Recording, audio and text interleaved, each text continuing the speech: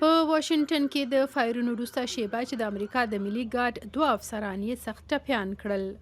دا برید د سپینې ماڼۍ څخه په لږ واټن کې پرتې سیمې کې شوی چې په کلکه څارل کیږي. چارواکي وایي چې شکمن عامل یې د افغانستان یو 9 کلن سړی دی چې تر نیول کېدو مخکې د متقابلو ډزو په ترڅ کې ټپي شوی دی.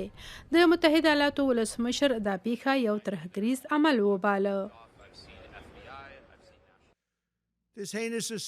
دا د کرکې وړ برید یو شیطاني د کرکې ډک او یو ترهګریز عمل دی. دا زموږ د ټول ملت پر وړاندې یو جرم دی. دا د بشریت ضد جرم دی. چارواکي وایي چې شکمن عامل د 2021 کال په سپتمبر میاشت کې د هغه پروګرام په چوکاټ کې امریکا ته داخل شوی دی چې واک ته د طالبانو تر رسیدو وروسته افغانانو ته امریکا ته د داخلېدو اجازه ورکوله. موږ باید اوس د هر هغه کس یا کډوال وضعیت وارزوو چې د بایدن د حکومت په دوره کې له افغانستان څخه د هیواد ته یعنی امریکا ته راغلی دی، او موږ باید د هر پردي کس له هر هغه هیواده د وتلو لپاره لازم ګامونه پورته کړو چې ځای پکې نه لري او یا دغه هیواد ته ګټه نه رسوي. که هغوی نشي کولی زموږ هیواد سره مینه ولري، موږ هم هغوی نه غواړو.